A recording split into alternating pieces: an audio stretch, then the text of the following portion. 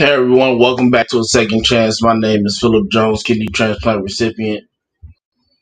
My name is Tafaro Cook, two-time kidney transplant recipient and founder of Kidney Care Coaches, where we coach people with stage 3 to stage 5 kidney disease. If you or you know someone who has kidney disease challenges, hit us up at kidneycarecoaches.com. Awesome, awesome. Well, today we have a very typical different show than normal. Normally we have somebody within the transplant space, but we're gonna step outside our comfort zone for today. Lauren, how are you today? I'm good. I'm happy to be here. Awesome, awesome. We appreciate you joining us. Like I said, it's coming straight to you. The floor is yours. Go ahead and tell your story. All right, listen, when you tell a storyteller to tell their story, you're like giving me permission to just talk all day long, and I'm not going to do that to you. But I appreciate your platform. I appreciate what you all are doing for and in the community. Philip, I think you and I met just talking about my background as a producer and TV host. In way back when, years ago, I started doing health documentaries. And one of the documentaries we did was on transplants. And so this was for PBS and NPR. So we were doing very deep dives. So I was like digging through medical journals and having to interview physicians and surgeons and doctors. And we actually sat in a lung transplant surgery. And so I think Philip and I just sort of vibed off of, oh my gosh, I don't get it because I am not, I have not had a transplant, but I understand just from delving into the science and following other people's stories, um, just the level of grit and heart that you literally just have to just go through it. So I'm super appreciative of this platform. So yeah, I have been a producer, TV host, television creator for the almost the past and reporter for almost the past giving away the age there, but over a decade. And so in that time I've done everything from covering uh, mental or not mental health, but health disparities, whether that's, like I said before, transplants, metabolic diseases, anything. I've created my own series that's won several awards. I was an quasi investigative reporter more for human interest stories when I was at ABC in Cleveland. But that's boring resume stuff. I guess I'm telling you that to let you know that I've worked pretty damn hard for a long time, and when I think about what this radio or this podcast is, a second chance. I just it makes me think about my own life personally and the second chances I've gotten. I left Ohio. I left Cleveland, reporting and filling and anchoring at ABC to just do a leap of faith and come out here to California pursue um, to pursue work that was meaningful but also creative and create content of my own that fits in that infotainment space.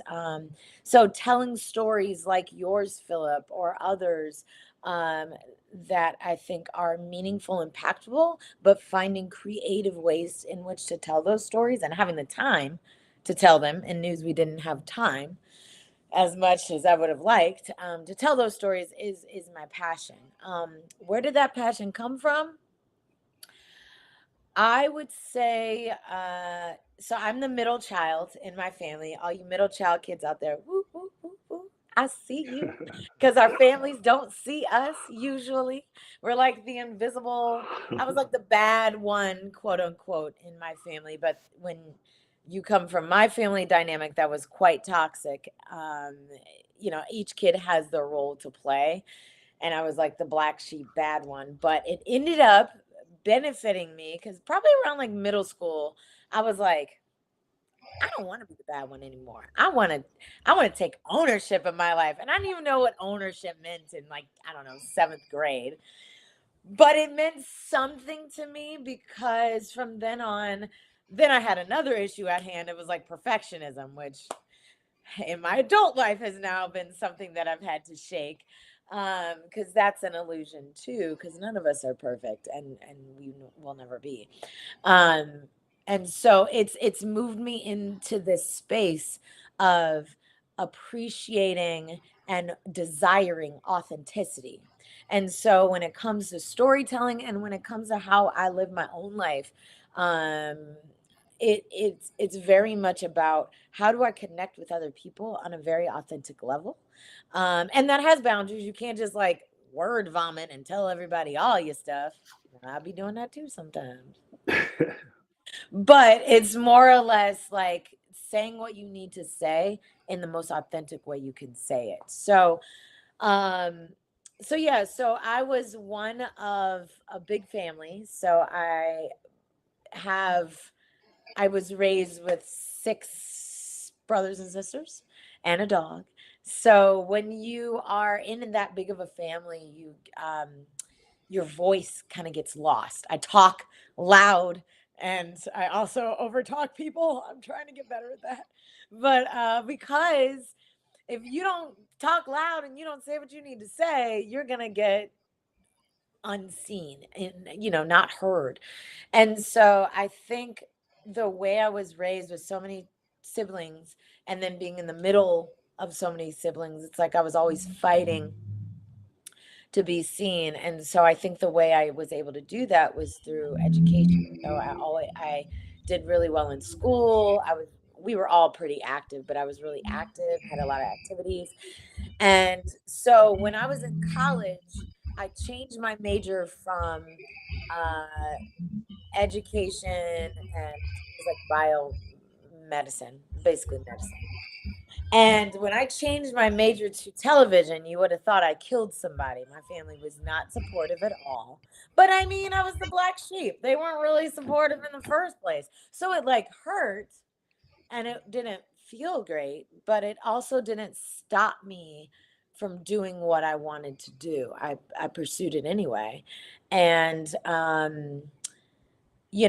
within the first couple of years of me being a professional in it, I had already won, a couple of Emmys for the work that I had done and created a series. And so it was like, I always tell people that inkling that's inside of you that maybe the people around you don't understand, follow it anyway, because it hasn't left me in the dust. So anyway, so just connecting all of that, I'm trying to, when you say just talk about your story, I'm like, I don't know, what direction do you want me to go? So I'm trying to form it into something without knowing what I was going to really Well, talk about. let me ask you a question then. Let me Okay, just, go for because, please, because I'm tired all of right. talking. Okay, cool, cool, cool. From Ohio. So I'm from Ohio too. I'm from Columbus, Ohio. Yeah, right. Hey, Go my brother Bucks. lives there. Oh Okay, wait. cool. Yeah. And taking that leap of faith because I just moved in 2020, moved to Tampa, Florida. So that's where I'm at now. So, how was that leap of faith? How'd you say, okay, I'm gonna do it? You're a young lady, you got a lot, going on and things like that. You go, okay, my future's out in California. How do you do that? Yeah, well, kudos to you for doing the leap of faith yourself, because it is a leap for Right, sure. right. Um, for me, there were a couple things that had aligned. So I'm actually about to do another trip, but I went on a solo backpacking trip to Europe. Um, I did London, Paris, Rome, and Greece. And when I was in Rome, I was at the Colosseum. I had a lot of major transitions in my life at that point. I was recently then I was newly divorced, or I think I was even still going through my divorce. I hadn't even fully been divorced yet. So there was a lot that was going on with me mentally and emotionally. But I was in Greece, or I'm sorry, I was in Rome, and I was sitting at the Colosseum, and I heard in my mind, spirit, higher self, whatever you want to call it, um, it's time to leave Cleveland. And it like brought me to tears and was this whole thing. And I got back to Ohio and I got back to Cleveland and got back to reporting and my rigor of the job. And it felt like I was trying to force something Right. because my time was up. And I didn't go right away. And it was almost like I know it was supposed to happen, me coming to California, because it's almost like God, the universe just kind of shifted things so that I had no other choice than to Mm, go. okay. And California was the most logical place. I lived here before when I was in college. I have family here, and they were like, "Look, if you need to come, come. You can stay with us. Stay 2 weeks. Stay 2 years. Who cares?" Which I'm so thankful for them. And so it was a chaotic move. There was a lot going on personally and professionally for me. Um, but the second I got here, and I kid you not, my family lives in the South Bay area, which is like Hermosa, Redondo Beach area, if you're familiar. I went to the beach like the next day I got in. And it's like I dramatically fell to the ground. That's how I felt. And it just felt like I'm supposed to be here. I didn't come with a job. I didn't know how it was all going to pan out, but it just felt like I am supposed to be here. And it felt like a weight was lifted off of me. So I've just let that moment um, align my steps as I move here in California, because there's no, like, even when I moved right before the pandemic. I moved in 2019 right before. And even when the pandemic happened, I was like, well, something about to work out because I'm not going back to Ohio. So we gonna make this work, you know? Um, and I think that when it is really for you, it does. It happens with ease. Right. So how'd you land, Lauren? How'd you land? I mean, you get out to California, you're on the beach, you're doing your thing and everything. How'd you land? Like, what was the first direction? Because a lot of times we see a lot of people move and they get there and they go, okay, what's next? So what was your next move after that? Honestly, the context first it was I had because I was a reporter and I had had a decent amount of context, and I had lived here a little bit before. Yeah. I had reached out to contacts that I had previously, before I even got here, and then just like followed up with them. But that wasn't really panning out right away. Like, people will take meetings with you, but it was like, yeah, we got Right. nothing for you. So I was like, listen, I'm a hustler, so I don't really care. I was a host and server at a restaurant at Hermosa Beach. I was working in casting. I was casting for television shows, reality shows.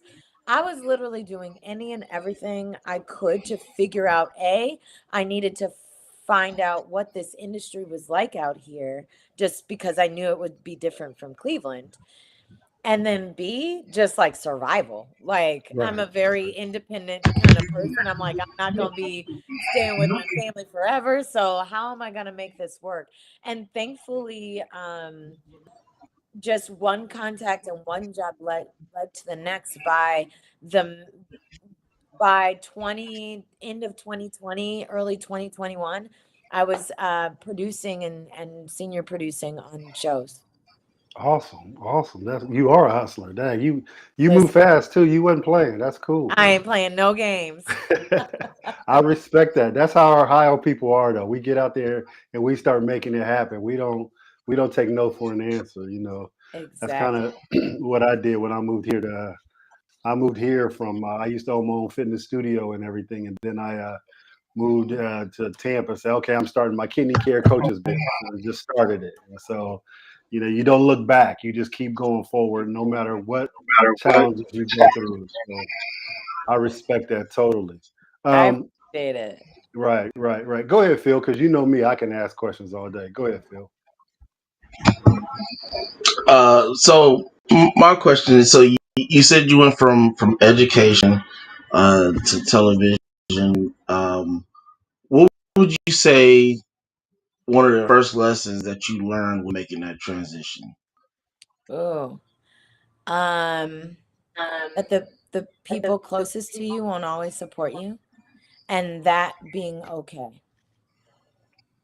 Because there was something that felt deeper to me of why I needed to pursue this, and like no one in my family got it because I'm a pastor's kid, so there was a lot of it was heavy on the religion, heavy on the faith. It was like God's not gonna, give you a husband in television, and he can't use you in television, and how you gonna it was a lot of like that's the devil's playground, and it was a lot of that. Instead of seeing like, well, isn't he's supposed to use us wherever we are? Exactly. So there was a lot of that, but it was a tough lesson to learn because obviously you want support from your parents and your loved ones. So it was hard, but it was a good lesson to learn because now I don't seek that approval Right. necessarily. I Right. mean, I guess there's always a part of me that wanted to like prove them wrong. And I think that's probably why my hustle has been so what it has been, but it's been more about like this purpose and this connection between me and my higher power that outweighs their approval or not. And that I learned that early on. I learned that during that time. And so if we're good, me and my higher power, then I might Right. cry about it. It's gonna hurt my feelings, but it's not gonna stop me from moving. Right. And I think it makes me sad when I hear people don't have support because I can relate, but also I always try and encourage people. If you're not breaking laws and hurting people, like you actually like feel this inside of you, do it because there's a reason that it's there. Right. Right. So, can you tell us some of the health journalist things you done? You said you was in transplant. What were some of the other things that you done? I'd like to hear about these. Yeah, so we when I was at it was both a television and radio Okay. station. It was PBS and NPR in Okay. Cleveland. And so we would do quarterly health documentaries. And so we've covered everything from, like I said, transplants to heart disease, metabolic Mm. diseases, heart, stroke. We did sickle cell anemia. Mm. We did, what else did we do? Sleep. We talked through sleep and actually followed someone's journey as they went through it, like a sleep doctor and you Okay. know all of that. What else? I honestly, it's interesting because like the education background in me was has always been super fascinated with the human body. We are just Yeah. so intricately designed, and we work like even if you take transplants for example, and I think Phil and I had this conversation when we first met. The number one thing that people do not understand about transplants, and I didn't even know until I did our documentary on it, is getting the transplant is like phase one, right? Right? There's so much about Yeah. rejection. Your Yeah. body, I found this so interesting. Your body, I mean, y'all know this because you're living it, but your body literally knows that the organ does not belong to it.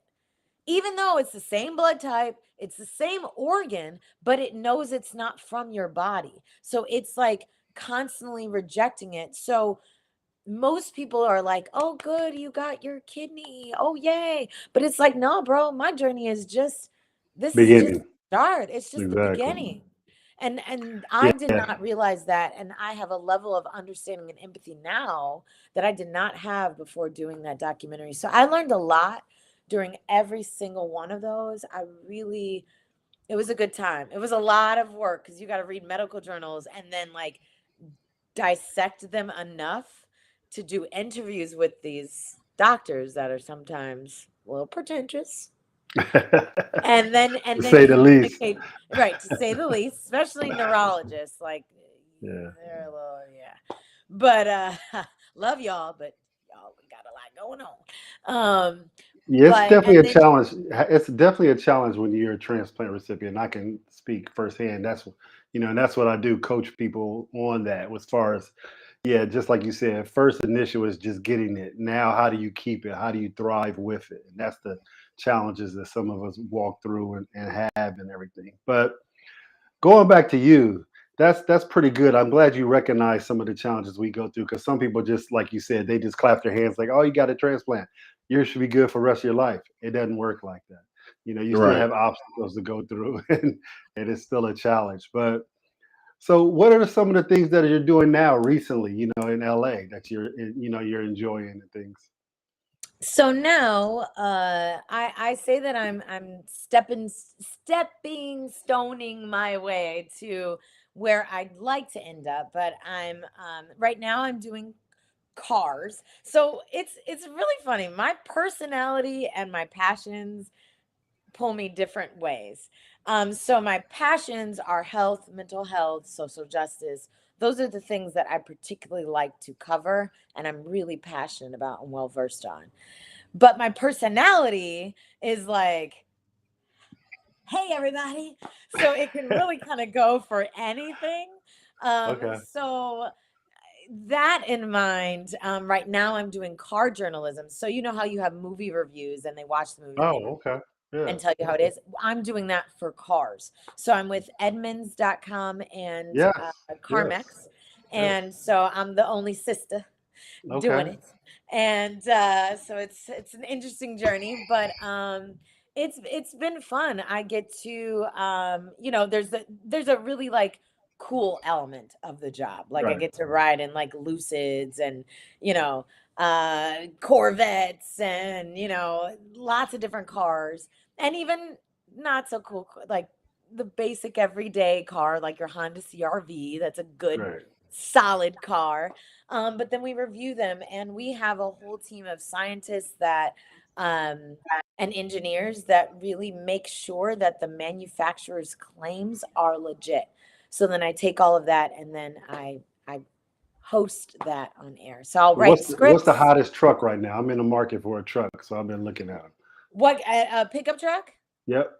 The Ford F-150 Lightning. It's their new Okay. EV. They're rolling out in 2023 some other pickup trucks like the what's the other one? Is the Lightning electric or is It it is gas? electric. I mean, Okay. you can also go with their, gas or hybrid, but the electric is like the big cuz the power that it has on that truck can you know, it's been tested that it can like power your house Oh, or charge your car because it has okay. outlets on the bed of the truck. Okay. And I think it's somewhere in between like 270 volts or something like that. And I'm taking that from an So, expert. So yeah, so it's got a lot of power, like power to drive and then okay. also power to like power electricity. But then also the Rivian. I would check that out too. The Rivian is And I heard a about new that. company out of Michigan, so out of the Hmm. Midwest. Hmm. And it's another electric EV and it's pretty slick too. So, Cool. Cool. I'll yeah. take those in consideration. Thank you. Yes, I got you. Go ahead, Phil. Well, I'm not gonna hold you up. I know you said you have to be off by 4, so we kind of at our time, but we'll definitely come back for part 2 for sure. I would love More that. we appreciate your time for joining us today, Mr. Cook, as always. And we'll be back today with Tom Henry and his daughter. Both of them are transplant recipients. So we'll see you all next week. Can we get a quick selfie See so if I or can a get this to little? play. Can I do a screenshot of us so I can Yes. remember this? You can. Uh-oh. Okay, wait. I lost you. Where'd you go? I'm like, uh-oh, I lost it. I lost you. I lost you. Do you still see me? Yeah, we see you. Yep. I don't know where y'all are. Oh, there you are. Okay, there you go. Okay. Nah. All right, we're It going to was do a nice quick. meeting you, Lauren, for sure. It was great to meet you all too. Thank you so much for having me. And I'm sorry it's short-lived. But yeah, I'd be down for a part 2. Let's do this again. Cool. There's lots to talk about. And again, thank you for your bravery and for this platform. I think it's important. And thank you for the heads up on the trucks. I'll keep those in mind. Let me know. Let me know I what you will. do. I will. All right. All right. Bye-bye. Take care, guys. Bye-bye.